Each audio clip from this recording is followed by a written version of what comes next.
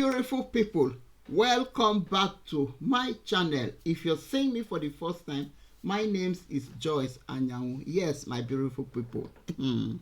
We are still on news night. We just talked about Tinubu reform men. In the previous video I made, where Mr. Felix Moka came out to defend his master Tinubu. Yes, so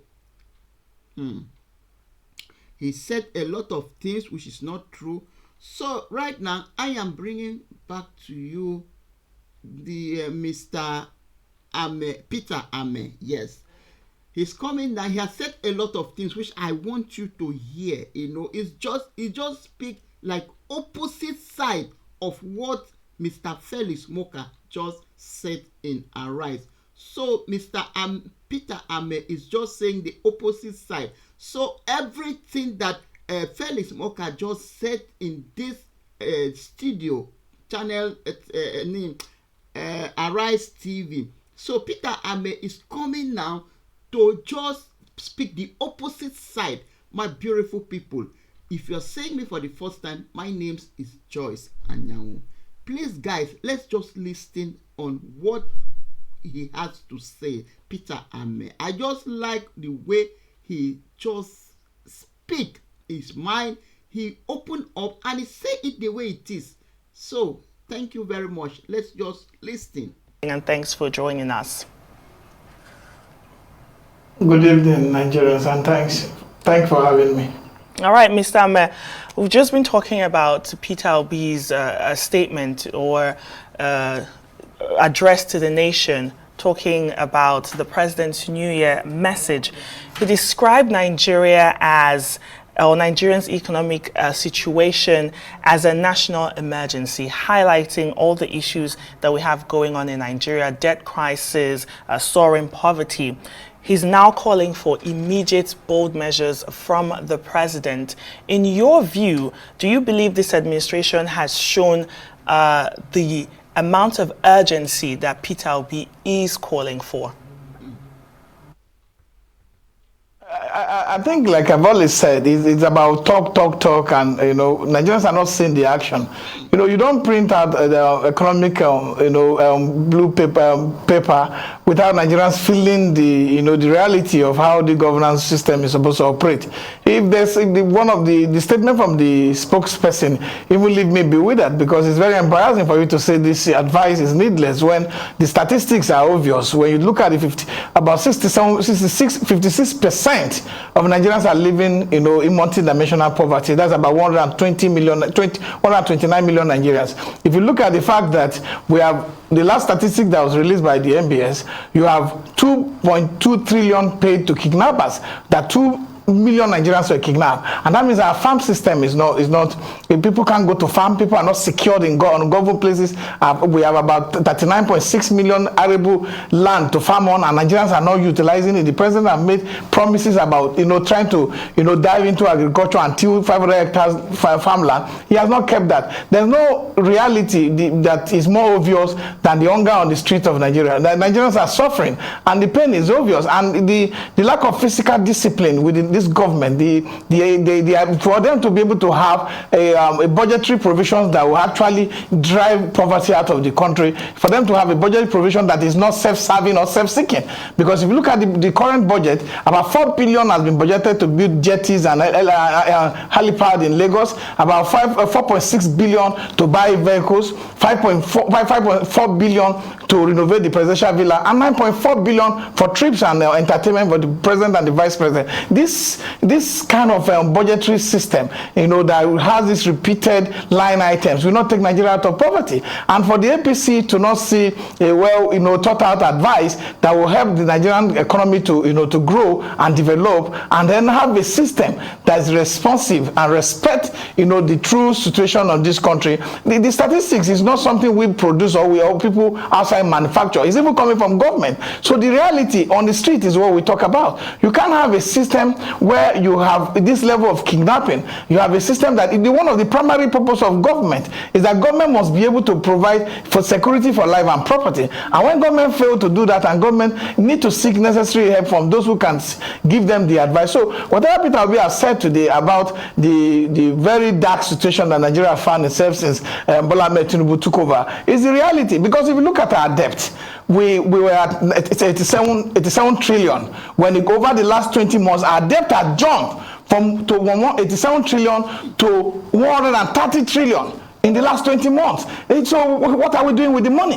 Is this money being put into productive use or used to serve the exorbitant, luxurious lifestyles of those in government? So we need government to come to us hard questions. We don't need these rhetorics that people come about and say, oh, my friend was driving a limousine or something and now he drives a Honda. You should imagine that those who were driving Honda, what are they driving today? Those who are driving machine, what are they driving today? So you should look at how that cascading process, devastating to making more Nigerians go into poverty. So we can't have a situation where we cannot talk about hard reality, but we concentrate on the cheap talk and then try to promote something that is non-existent. So we must sit down as a people and continue to speak to the government so that the government will see that the need for more physical discipline, physical responsibility to be able to design this country in a way that the resources of this country work for the people on the street, work for the masses, work for the Nigerian workforce, so that we can have a system that is progressive. The president talk about CNG.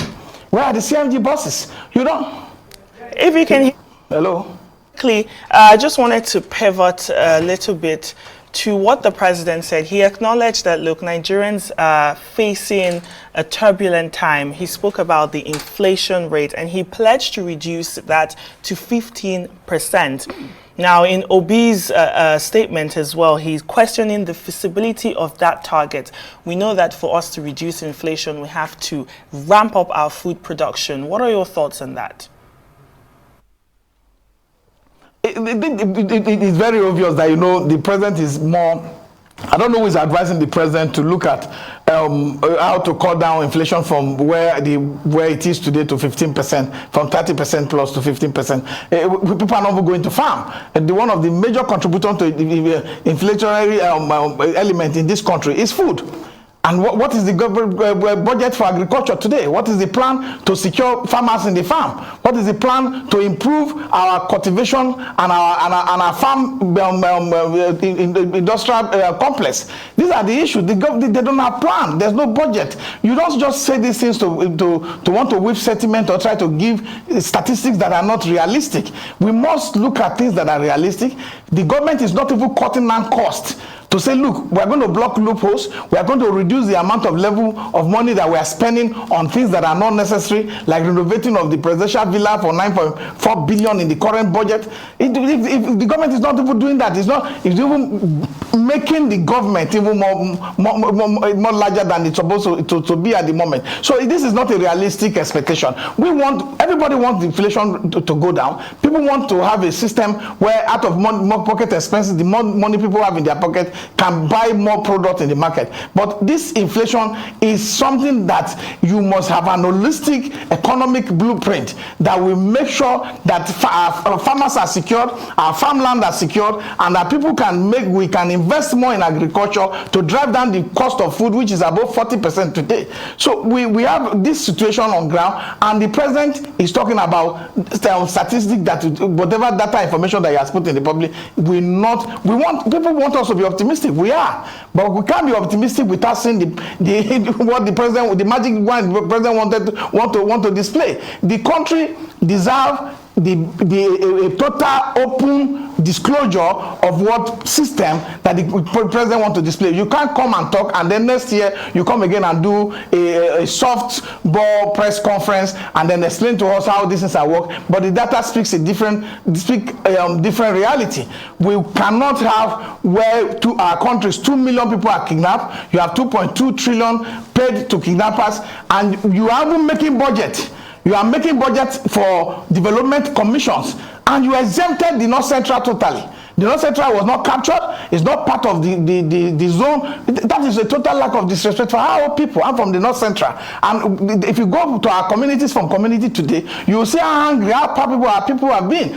From WhatsApp to WhatsApp, these messages are going around that it shows lack of proper coordination by government.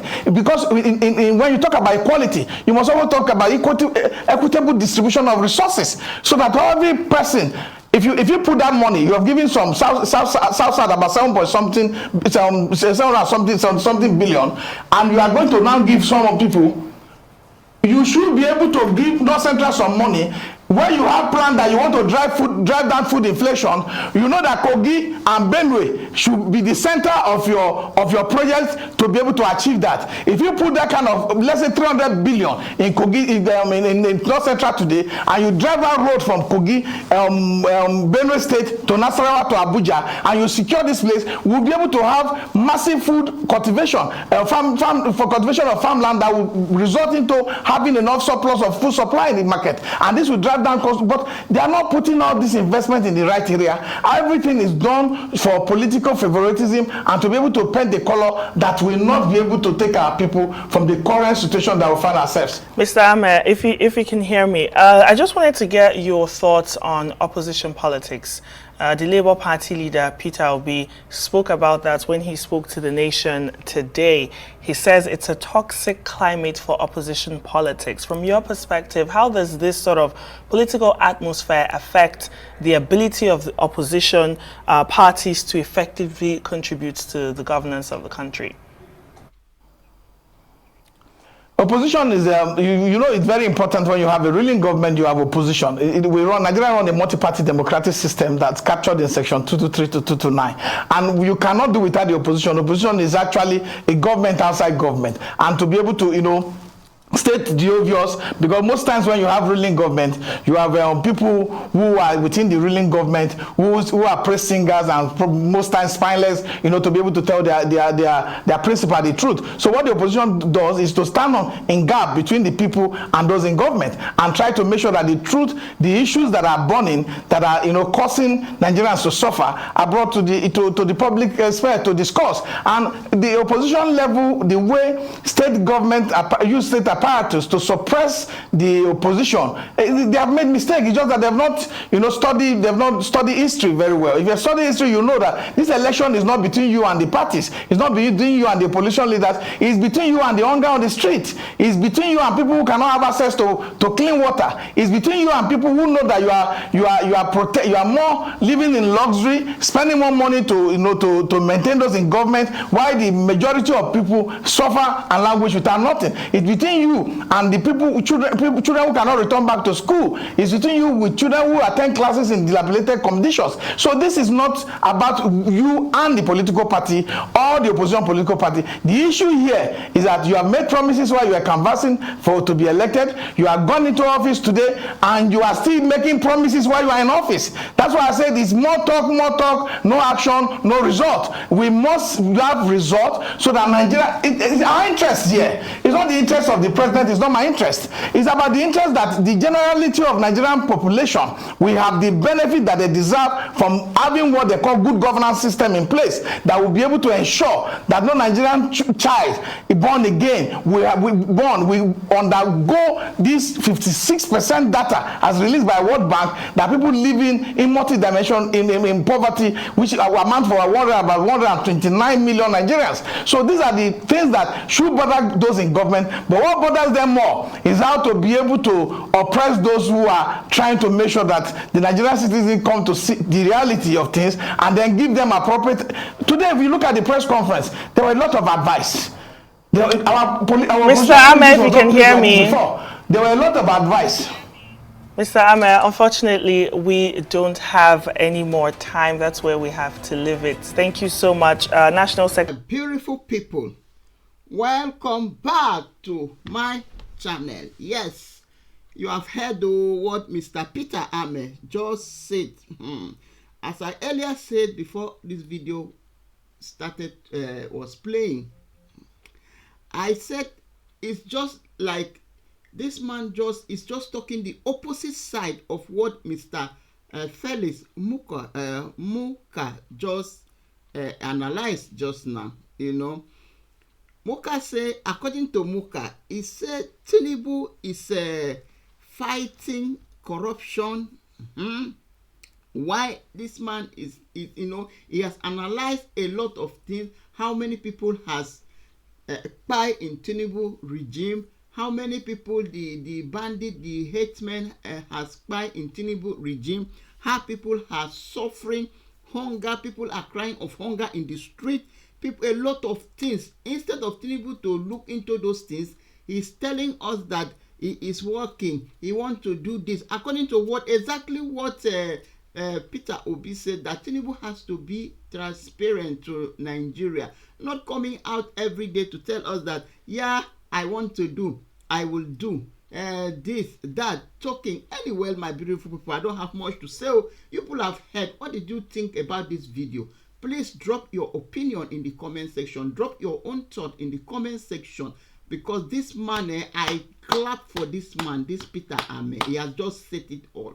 I don't know if it's because he's not the member of APC. That is why he's just saying the obvious truth. Yes.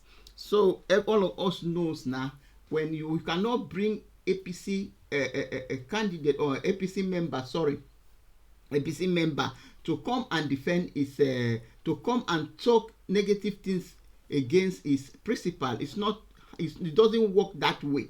So we have heard what Mr. Peter Ameh just said. He has just said everything the way, and he said what Peter Obi say is 100% right. That is how it is, and that is what has been happening in Nigeria. So my beautiful people, what did you people think about this video? Drop your opinion in the comment section. Drop your thought in the comment section.